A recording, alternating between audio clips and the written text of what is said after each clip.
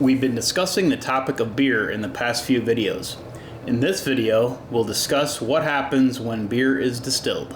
Let's get into it.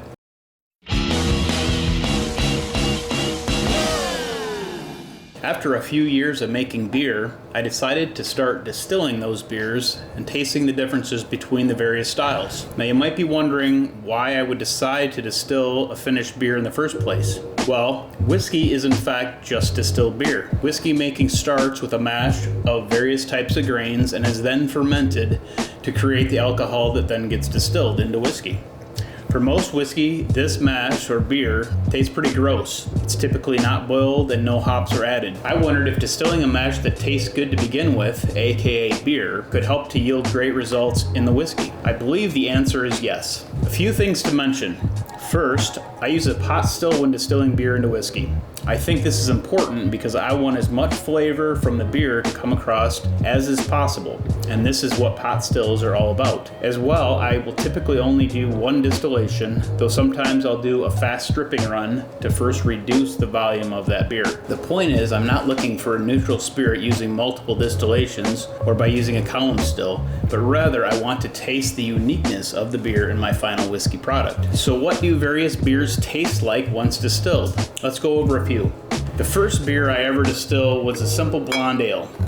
It turned out great and was reminiscent of a white whiskey used to make bourbon, but with a little more sweetness and less bite. So I put that batch in a 5-gallon new oak barrel for 6 months. What came out had oak and caramel notes you'd expect from a bourbon, but it was a bit more delicate, like a scotch. And all this makes sense. Scotch is made with a mash that is similar to this beer. That's 100% single malt. Now, I've never tasted a commercial unaged scotch, but I'm guessing it might taste similar to what this was. Next, I distilled an IPA. It was very interesting, though not really my thing. To me, it tasted more like a gin than a whiskey, and that's because the hops really came through. Which brings us to a significant difference between beer made for drinking and a beer made for distilling, and that is hops. Hops in beer balance bitter and add flavor and aroma, but whiskey, I find it comes across a bit odd when distilled. The result of this experiment when distilling the IPA is that I probably won't be distilling hoppy beers again. I just don't enjoy the final product, but it might be something that you'd be into. Another interesting experiment has been distilling a saison.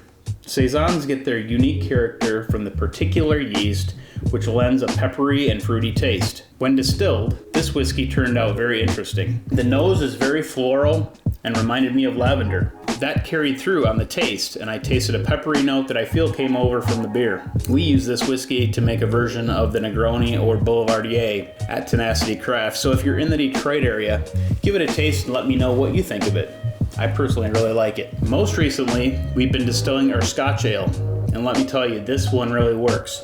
Our Scotch Ale is a brilliant beer to start with, and it makes a delightful white whiskey. Even without any barrel aging, a sweetness, caramel, and slight roastiness come across in this one. It's a single malt whiskey, and as such, I think we will put some of this in a second use bourbon barrel and age it for a long time in the Scotch tradition. I expect a fantastic result as this ages, but I must say, this whiskey is great unaged as well. Well, there you have it, my thoughts and observations about distilling beer into whiskey. Cheers!